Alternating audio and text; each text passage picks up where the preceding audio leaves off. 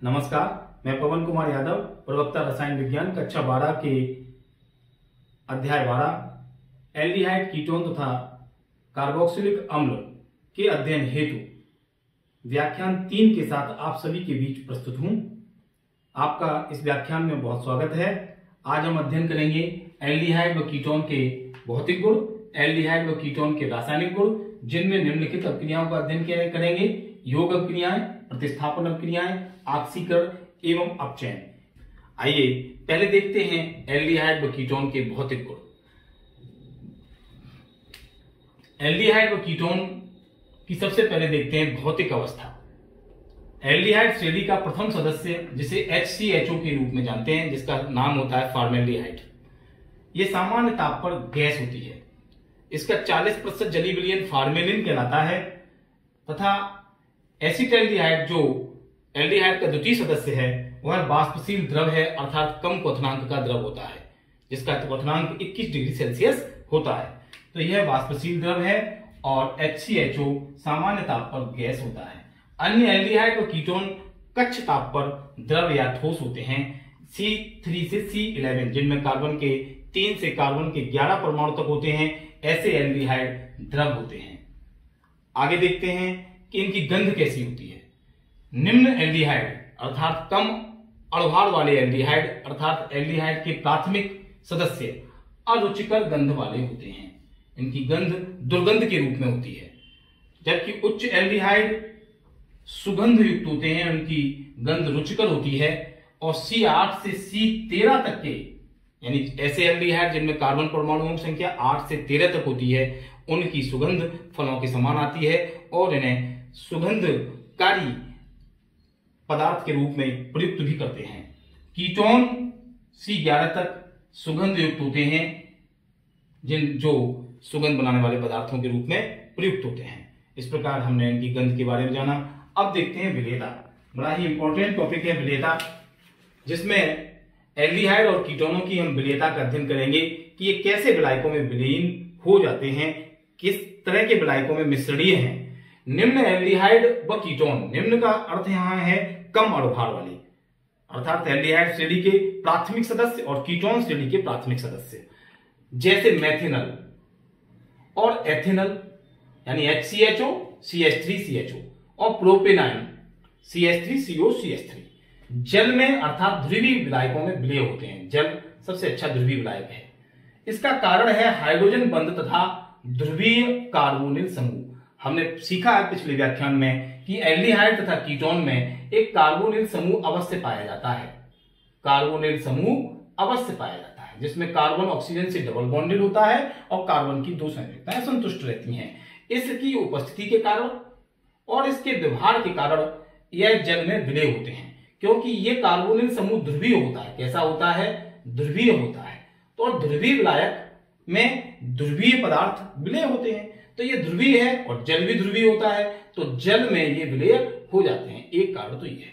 दूसरा कारण यह है कि मेथिनल, एथिनल और प्रोपेनॉन एल्डिहाइड व कीटोन जो निम्न अणुभार वाले होते हैं, वे जल के साथ हाइड्रोजन बंध बना लेते हैं, इसलिए ये एल्डिहाइड व कीटोन जल में विलय होते हैं। देखते हैं इस उदाहरण के द्वारा कि किस प्रकार से ये हाइड्रोजन बंध बनाते हैं। फॉर्मेल्डिहाइड व जल के साथ हाइड्रोजन बंध को हम देखते हैं। देखिए इसको, यह है फॉर्मेल्डिहाइड का फॉर्मूला। इसका फॉर्मेल्डिहाइड HCHO, जिसमें ये C डबल बॉन्ड O ये कार्बोनिल समूह है, जिसकी प्रकृति ध्रुवीय होती है। क्यों? क्योंकि इसका जो कार्बन परमाणु है वो विद्युत धनी होता है और जो ऑक्सीजन परमाणु है उसके पास एक्स्ट्रा इलेक्ट्रॉन्स होते हैं। अतः इस पर डेल्टा माइनस और इस पर डेल्टा प्लस आवेश आ जाता है। डेल्टा का अर्थ है आंशिक धनावेश और आंशिक ऋणावेश उत्पन्न हो जाता है। यह ऑक्सीजन की हाइड्रोजन परमाणु जो विद्युत धनी होता है उसकी और कार्बोनिल समूह का ऑक्सीजन परमाणु जो विद्युत ऋणी होता है, इन दोनों के बीच में एक बंध बन जाता है, जिसे हम हाइड्रोजन बंध कहते हैं, जिसे यहां डॉटेड लाइन से दिखाया गया है। दूसरा फॉर्मेल्डिहाइड हाइड्रोजन जल की दूसरी हाइड्रोजन से हाइड्रोजन बंधित हो जाता है। इस प्रकार फॉर्मेल्डिहाइड और जल के साथ हाइड्रोजन बंध बन जाते हैं, जिसकी वजह से निम्न एल्डिहाइड और कीटोन जल में विलय होते हैं। अब देखते हैं कीटोन के एग्जाम्पल में। कीटोन में कार्बोनिल समूह से 2 R जुड़ी होती हैं। जब ये R दोनों जुड़ी हुई हैं यद्यपि इन R की प्रकृति अध्रुवीय होती है और कार्बोनिल समूह की प्रकृति ध्रुवीय होती है। R अर्थात एल्किल समूह अध्रुवीय होता है जो ध्रुवीय प्रकृति का विरोध करता है और जल में घुलने का विरोध करता है, किंतु यहाँ चूंकि अणुभार कम है, कमजोर एल्किल समूह है, तो उतना विरोध नहीं कर पाता। अतः एक कार्बन पर जो डेल्टा प्लस और ऑक्सीजन पर जो डेल्टा माइनस आवेश होता है, उस डेल्टा माइनस ऑक्सीजन ये वाला जल की हाइड्रोजन से हाइड्रोजन बंध बना लेता है और इस प्रकार जल से हाइड्रोजन बंधित यह हमारा कीटोन हो जाता है। दूसरी तरफ दूसरे हाइड्रोजन से ये डॉटेड लाइन वाला हाइड्रोजन बंध बन जाता है। इस प्रकार कीटोन और जल के मध्य हाइड्रोजन बंध बन जाते हैं, जो विलेयता का प्रमुख कारण है। हम ये देखेंगे कि जब इस R का आकार बढ़ता है, यानी एक CH3 और CH2, अगर एक ही CH3 है तो छोटी R है, अगर CH2 CH3 या CH2 CH2 CH3 यानी एक कार्बन से अधिक वाले जब कार्बन वाली एल्किल समूह इससे जुड़ जाती हैं तो इनकी विलेयता घट जाती है। क्यों? क्योंकि अध्रुवीय प्रकृति बढ़ने लगती है और ध्रुवीय प्रकृति कमजोर होने लगती है और यह एल्किल समूह जल में घुलने की प्रक्रिया का विरोध करता है, जिस कारण से इसकी विलेयता घट जाती है। तो हम ये सीखेंगे कि निम्न अणुभार वाले एल्डिहाइड व कीटोन जल में विलय होते हैं, किंतु उच्च अणुभार वाले एल्डिहाइड व कीटोन जल में अमिश्रीय हो जाते हैं। विलेयता के बाद अब भौतिक गुणों में देखते हैं क्वथनांक। एल्डिहाइड और कीटोन के क्वथनांक अन्य यौगिकों से अधिक होते हैं या कम, इसको जानने के लिए जानना पड़ता है इसके स्वरूप को। अर्थात एल्डिहाइड और कीटोन दोनों ही ऐसे यौगिक हैं जिनमें कार्बोनिल समूह पाया जाता है, जैसा कि पिछली बार बताया। इस कार्बोनिल समूह की प्रकृति ध्रुवीय होती है क्योंकि इस पे कार्बन पर डेल्टा प्लस और ऑक्सीजन पर डेल्टा माइनस आवेश आ जाता है। ध्रुवीय प्रकृति होने के कारण ये समान अणुभार वाले एल्केन और ईथर से अधिक क्वथनांक वाले होते हैं, किंतु ये एल्कोहल से कम क्वथनांक वाले होते हैं। इसका कारण जान लेते हैं क्या है कि इनमें पाया जाता है कार्बोनिल समूह जिसकी प्रकृति ध्रुवीय होती है, अतः ध्रुवीय प्रकृति होने के कारण इसमें द्विध्रुव उत्पन्न हो जाता है, जिसके कारण एल्डिहाइड तथा कीटोन के कई अणु परस्पर संगुणित हो जाते हैं। क्यों? क्योंकि कार्बोनिल समूह से डबल बॉन्डेड से जो ऑक्सीजन अटैच्ड होती है उस पर डेल्टा माइनस आवेश और दूसरे एल्डिहाइड या दूसरे कीटोन के अणु के कार्बन परमाणु पर डेल्टा प्लस आवेश होता है। जब ये एक साथ रखे जाते हैं तो कार्बन परमाणु प्रथम, इसे हम प्रथम मान लें, प्रथम अणु के ऑक्सीजन परमाणु से जुड़ जाता है। इस प्रकार इनके बीच अणुओं का संगुणन हो जाता है, जिससे ये विशाल आकार ग्रहण कर लेते हैं और इनका क्वथनांक उच्च हो जाता है। जबकि एल्केन और ईथर में यह गुण नहीं पाया जाता, अतः उनके क्वथनांक एल्डिहाइड व कीटोन की अपेक्षा कम होते हैं। अब बात करते हैं एल्कोहल का क्वथनांक इन दोनों से ऊंचा क्यों होता है। पिछले अध्याय एल्कोहल, फिनॉल एंड ईथर में आपने एल्कोहल के भौतिक गुणों में पढ़ा होगा कि एल्कोहल के अणुओं में अंतरा आणविक हाइड्रोजन बंध पाया जाता है, जो हाइड्रोजन बंध इन अणुओं में परस्पर नहीं होता। अतः एल्कोहल के अणु हाइड्रोजन बंध के उपस्थित होने के कारण उच्च अणुभार वाले होते हैं, जबकि एल्डिहाइड और कीटोन उससे कम अणुभार वाले होते हैं। अब बात करते हैं एल्डिहाइड, केवल एल्डिहाइड के यौगिकों के अणुभार कैसे घटते बढ़ते हैं। जिन एल्डिहाइड्स का अणुभार अधिक होता जाता है उनके क्वथनांक भी अधिक होते जाते हैं। जैसे फॉर्मेल्डिहाइड की अपेक्षा एसिटाल्डिहाइड का क्वथनांक अधिक होता है और उससे अधिक प्रोपेनॉल्डिहाइड का क्वथनांक होता है। अर्थात हम कह सकते हैं कि अणुभार बढ़ने के साथ साथ एल्डिहाइड तथा कीटोन दोनों के क्वथनांक बढ़ते हैं। जैसे इसमें देखें, कम अणुभार वाले कीटोन से अधिक अणुभार वाला कीटोन का क्वथनांक अधिक होता है। अब बात करते हैं कि एक समान प्रकार के अणुभार वाले एल्डिहाइड में पार्श्व श्रृंखला के बढ़ने से क्वथनांक घटते हैं। अर्थात यह नॉर्मल श्रृंखला का एल्डिहाइड है, यह साइड चेन वाला एल्डिहाइड है, पार्श्व श्रृंखला इसमें अटैच्ड है। तो जो पार्श्व श्रृंखला वाला एल्डिहाइड है उसका अणुभार कम होगा। तो हम कहेंगे एल्डिहाइड और कीटोन में जब पार्श्व श्रृंखलाएं बढ़ती हैं तो क्वथनांक घटते हैं। और इस प्रकार हमने क्वथनांक एल्डिहाइड व कीटोन के भौतिक गुणों के अंतर्गत सीखा। अब देखते हैं एल्डिहाइड व कीटोन के रासायनिक गुण। अब हम अध्ययन करेंगे एल्डिहाइड व कीटोन के रासायनिक गुणों का। एल्डिहाइड और कीटोन दोनों ही कार्बोनिल समूह वाले यौगिक होते हैं, अर्थात इनमें कार्बोनिल ग्रुप पाया जाता है, अतः ये एक जैसी अभिक्रियाएं करते हैं। सबसे पहले देखते हैं नाभिक स्नेही योग अभिक्रियाएं। नाभिक स्नेही योग अभिक्रियाओं का आशय यह है कि इसमें एल्डिहाइड व कीटोन के अणु पर नाभिक स्नेही आक्रमण करता है और उस पर जुड़ जाता है। नाभिक स्नेही अभिकर्मक वह अभिकर्मक होता है जिसके पास लॉन पेयर ऑफ इलेक्ट्रॉन्स होते हैं। देखें कैसे ये नाभिक स्नेही आक्रमण करता है कार्बोनिल कंपाउंड्स पर। कार्बोनिल कंपाउंड्स की संरचना इस प्रकार की होती है जिसमें कार्बन ऑक्सीजन से डबल बॉन्डेड होता है। हम लोग पीछे से इसका अध्ययन कर रहे हैं। इससे दो ग्रुप अटैच होते हैं, दोनों RR हो सकते हैं अथवा एक H एक R, और फॉर्मेल्डिहाइड के लिए दोनों H हो सकते हैं। जब इस कार्बोनिल समूह के संरचनाओं के समय हम देखें तो ये समतलीय है। इस कार्बन परमाणु पर डेल्टा प्लस क्योंकि ये इलेक्ट्रॉन न्यून होता है, और इस ऑक्सीजन पर डेल्टा माइनस आवेश होता है क्योंकि ये इलेक्ट्रॉन की इस पर अधिकता होती है। जब न्यूक्लियोफाइल इस पर अटैक करता है तो वह तल के लंबवत इस कार्बन परमाणु पर अटैक करता है, और न्यूक्लियोफाइल जब इस पर अटैक करता है तो यह जान लेना भी जरूरी है कि इस समय कार्बन परमाणु sp2 संकरित है।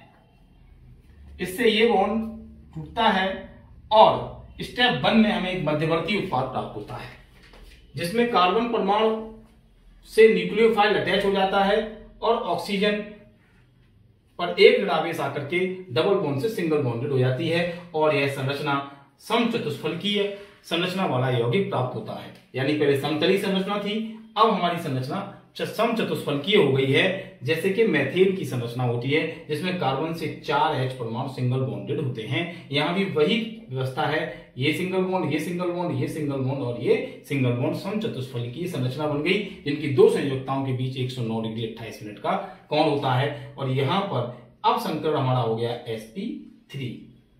आगे हम देखते हैं कि स्टेप 2 में एक प्रोटॉन जब इसको अटैक करता है तो ये प्रोटॉन इस O के साथ जुड़ जाता है, तो यहाँ OH हो गया और ये न्यूक्लियोफाइल। इस प्रकार से हमें उत्पाद मिलता है, योग उत्पाद प्राप्त होता है। अगर हम इसका उदाहरण देखें तो HCN से योग देखते हैं।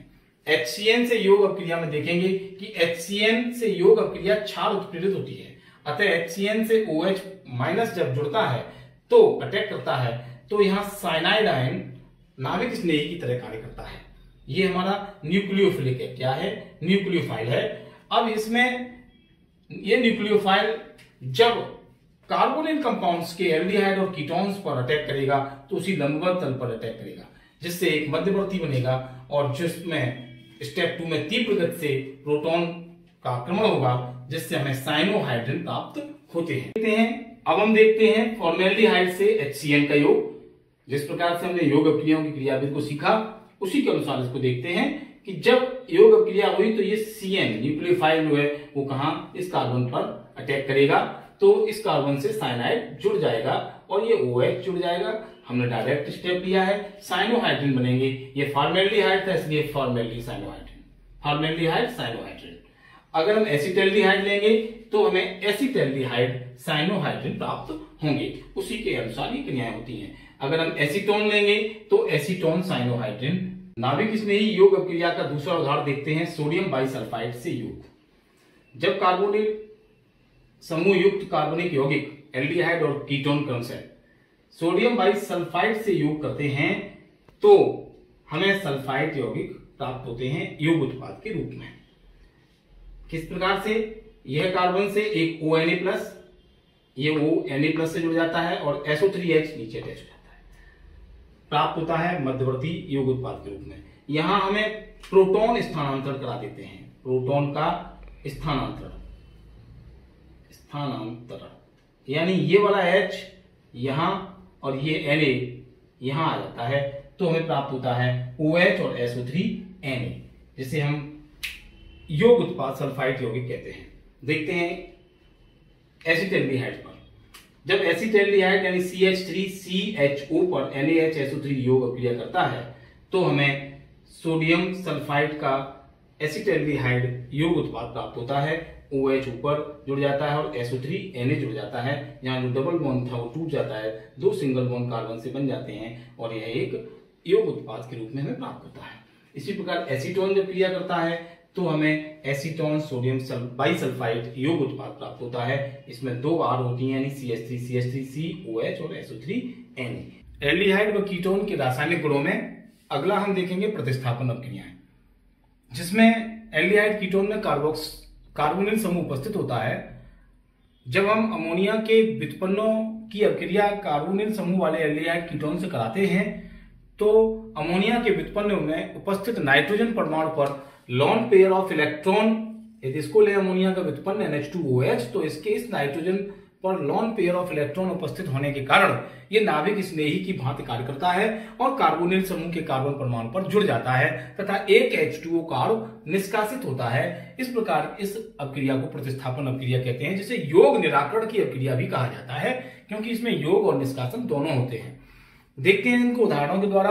तो फॉर्मेल्डिहाइड से समझते हैं कि फॉर्मेल्डिहाइड की क्रिया जब हम हाइड्रोक्सिल अमीन से कराते हैं, NH2OH से कराते हैं, तो इस NH2OH को इस प्रकार लिखा H2NOH। तो यहां से एक और जल का ये निकल गया H2O और बचा HC डबल बॉन्ड जो इस NOH से जाके जुड़ जाता है, इसे कहते हैं फॉर्मेल्डॉक्सिन। इस प्रकार फॉर्मेल्डिहाइड की क्रिया जब NH2OH से कराते हैं तो फॉर्मेल्डॉक्सिन बनते हैं, क्योंकि इस क्रिया में ऑक्सीजन बनते हैं। जब एसिटैल्डिहाइड की क्रिया हम जब हाइड्रोक्सिल अमीन से कराते हैं तो एसिटैल्डॉक्सिन बनते हैं, क्रियाविधि वही है। और जब एसीटोन की क्रिया हम हाइड्रोक्सिल अमीन से कराते हैं तो एक H2O कार्बन निकल जाता है और NOH कार्बन परमाणु पे जाके जुड़ जाता है, तो एसीटो ऑक्सीजन बनते हैं और जल का एक अणु निकलता है। इसको दूसरे उदाहरण से देखें, फेनिल हाइड्रोजीन से क्रिया। फेनिल हाइड्रोजीन का सूत्र होता है C6H5NH2। ध्यान रखेंगे आप इसके फॉर्मूला को। जब इसकी क्रिया हम कार्बोनिल समूह वाले यौगिकों से कराते हैं, चाहे फॉर्मेल्डिहाइड, चाहे एसिटैल्डिहाइड, चाहे एसीटोन, तो इसका भी इस तरह से लिख देते हैं कि H2NNHC6H5, H2NNHC6H5। तो ये वाला हमारा जल का निष्कासित हो जाता है और ये नाभिक स्नेही की भांति कार्य करता है यहाँ पर नाइट्रोजन परमाणु, और जो जाकर के कार्बन पर अटैच हो जाता है, जिससे फेनिल हाइड्रोजन बनते हैं। अगर ये फॉर्मेल्डिहाइड से रिएक्शन करेगा तो ये इस प्रकार बनेगा HHC डबल बॉन्ड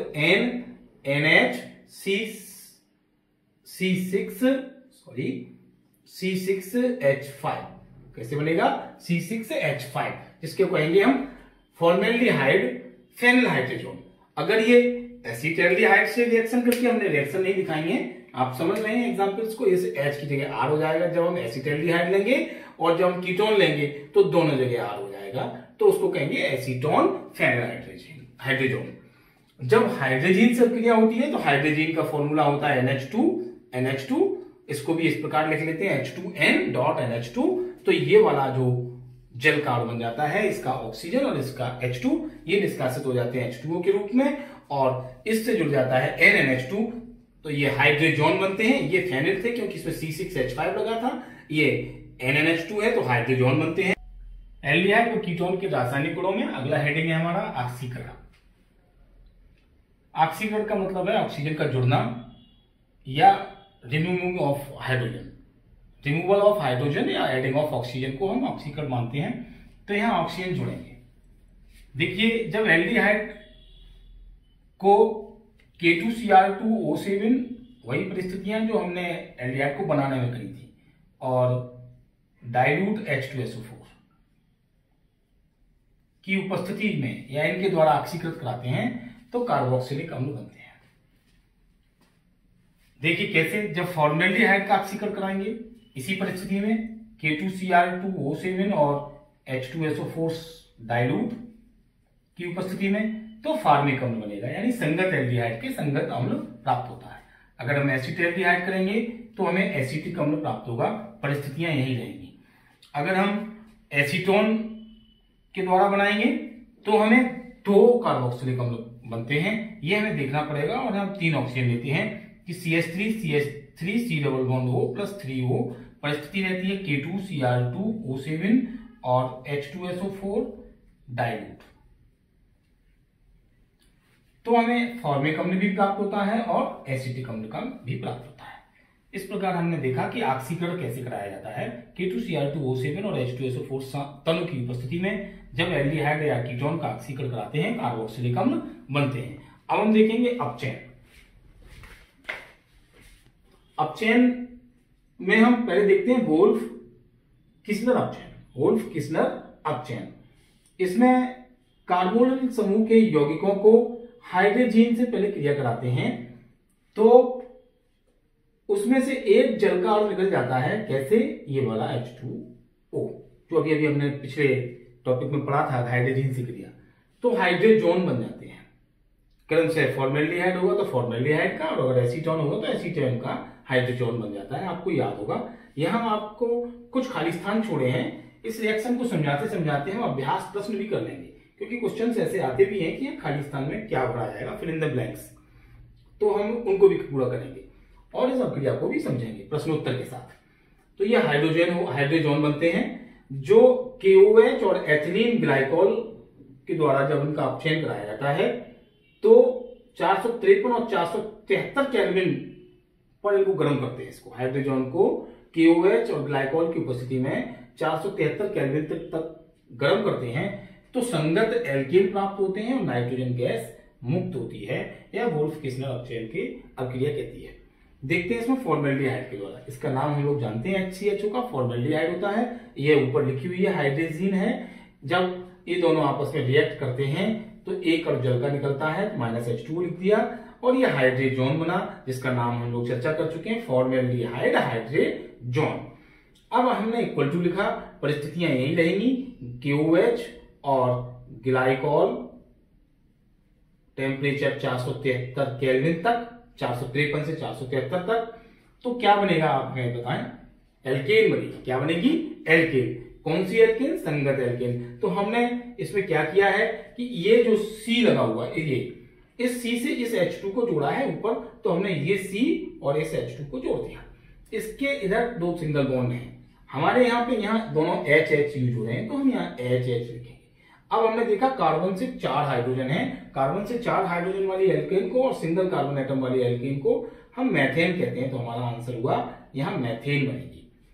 तो हमने क्या सीखा कि फॉर्मेल्डिहाइड के वोल्फ-किस्लर द्वारा अपचयन कराने पर हमें मैथेन प्राप्त होती है और नाइट्रोजन गैस मुक्त होती है। इस अपचयन में हम हाइड्रोजन का प्रयोग करते हैं। अगर हम एसिटाल्डिहाइड लेते हैं, फेनल हाइड्रोजन से क्रिया कराते हैं, उन्हीं परिस्थितियों में H2O निष्कासित होता है, क्या बनेगा आप देखें, ये भी क्वेश्चन रहा आपके लिए। तो HCH3, हम फिल इन द ब्लैंक्स को पूरा कर रहे हैं, भर रहे हैं। ये C और डबल बॉन्ड N.NH2, ये एसिटाल्डिहाइड हाइड्रोजन बना, जिसकी इन्हीं परिस्थितियों में, ऊपर वाली उपरोक्त परिस्थितियों में क्रिया कराने पर हमको ये N के दो तो बाहर निकाल दिए हमने नाइट्रोजन। अब मेरे पास बचा इस प्रकार से CH2, तो हमने ये वाला H2 जोड़ दिया और यहाँ एक H है और एक हमारे पास CH3 है, तो that is CH3 CH2 CH, यानी कार्बन के एक दो और H के हैं देखो 3, 1 4 2 6, यानी total C2H6। C2H6 means ethane. तो हमें एसिटाल्डिहाइड से एथेन बनाना सीखा। अब देखते हैं एसीटोन से, ये हमारा एसीटोन है। अब इसकी जब हाइड्रोजन से क्रिया कराते हैं तो ये O और ये H2 बाहर होके H2O, तो हमारा उत्पाद बनेगा। इसको हम CH3 लिखेंगे, CH3 लिखेंगे और ये C और डबल बॉन्ड N.NH2, क्योंकि ये H2 निकल गया यहीं से आगे उसके जोड़ दिया। उपरोक्त परिस्थितियों में एथिलीन ग्लाइकोल और KOH की उपस्थिति में 453 से 473 केल्विन तक गर्म करने पर हमारी नाइट्रोजन गैस मुक्त होती है और क्या बनते हैं? एल्केन। क्या बनते हैं? एल्केन। तो एल्केन अब कौन से बनेंगे? CH2 लिख दिया, ऊपर भी CH3 और नीचे भी CH3, कार्बन के हो गए 3 और हाइड्रोजन के हो जाएंगे 8, तो C3H8, दैट मीन्स प्रोपेन। क्या बन गया? प्रोपेन। तो हम क्लीमेंसन अपचयन, क्लीमेंसन अपचयन में एल्डिहाइड तथा कीटोन को जिंक और अमलगम की उपस्थिति में HCl द्वारा अपचयित कराते हैं, अर्थात जिंक अमलगम और HCl से अभिकृत कराते हैं तो संगत एल्केन बनती है। ये संगत एल्केन कैसे बनती है? अगर हम एल्डिहाइड में एसिटाल्डिहाइड ले लें तो CH3H C double bond O, अगर हम इसको Zn Hg और HCl से अवगत कराएंगे तो ये पार्ट जो है हमारा वो अलग हो जाएगा, तो बनेगा CH3HC और ये रहा C। इस C से 2 H जुड़ जाएंगी, CH2 हो गया क्योंकि कार्बन की बैलेंसी पूरी करनी है और जल का एक और निकल जाता है। ये हमारी बनी एल्केन जिसे हम कहेंगे एथेन। इसी प्रकार फॉर्मेल्डिहाइड और एसीटोन से भी हम संगत एल्केन बना देते हैं। इस अध्याय में हमने पढ़ा कि एल्डिहाइड व कीटोन के भौतिक गुण, एल्डिहाइड व कीटोन के रासायनिक गुणों में योग अपक्रियाएं, प्रतिस्थापन अपक्रियाएं, ऑक्सीकरण और अपचयन की अपक्रियाओं का अध्ययन किया। ये सभी अपक्रियाएं ऐसी अपक्रियाएं थी जो कार्बोनिल समूह के कारण होती हैं और एल्डिहाइड व कीटोन दोनों में कार्बोनिल समूह पाया जाता है, अतः ये समान प्रकार के रासायनिक गुण प्रदर्शित करते हैं। तो आज हमने एल्डिहाइड व कीटोन के उन रासायनिक गुणों का अध्ययन किया जो एक जैसे अपक्रियाओं को प्रदर्शित करते हैं। अगले व्याख्यान में हम देखेंगे एल्डिहाइड व कीटोन के उन रासायनिक गुणों को जिनमें केवल एल्डिहाइड के रासायनिक गुण अर्थात वे अपक्रियाएं जो केवल एल्डिहाइड करते हैं अर्थात एवं वे अपक्रियाएं जो केवल कीटोन करते हैं, उनका अध्ययन हम अगले व्याख्यान में करेंगे। आज आप लोग इस गृह कार्य को देखें और अपनी उत्तर पुस्तिका पर करें। हमारे इस व्याख्यान के वीडियो के लेक्चर के आधार पर और दीक्षा ऐप को आप डाउनलोड कर ही चुके होंगे, उसमें दिए गए टॉपिक्स के आधार पर अपनी उत्तर पुस्तिका पर स्वलिखित नोट्स बनाएंगे और अभ्यास प्रश्नों को करेंगे। इन अभ्यास प्रश्नों को गृह कार्य के रूप में भी करेंगे। निम्नलिखित यौगिकों को क्वथनांक के बढ़ते हुए क्रम में व्यवस्थित करें। ये आप देख लीजिए, इसमें सभी समान अणुभार वाले यौगिक हैं जिनमें क्रियात्मक समूह भिन्न भिन्न है। एक एल्डिहाइड है, OH है, ईथर है, ये एल्केन है। इनको हमें क्वथनांक के बढ़ते हुए क्रम में व्यवस्थित करना है तथा इन अपक्रियाओं के उत्पादों को हमें लिखना है, जिनमें सारी अपक्रियाएं आपके आज इस व्याख्यान में कराई गई हैं, उन्हीं पर आधारित ये अपक्रियाएं हैं। आप देखेंगे इस अपक्रिया में जरूर पेंटेनॉन लिया गया है, साइक्लोपेंटेनॉन। यहाँ पर जब हम NH2OH की रिएक्शन कराएंगे तो तरीका वही है कि हम इसमें से H2O निकाल देंगे ये वाला और NOH को डबल बॉन्ड से उसमें जोड़ देंगे। इस प्रकार हमें साइक्लोपेंटेन का हाइड्रोक्सिल अमीन से उत्पाद प्राप्त हो जाएगा। आपको बहुत बहुत शुभकामनाएं। धन्यवाद।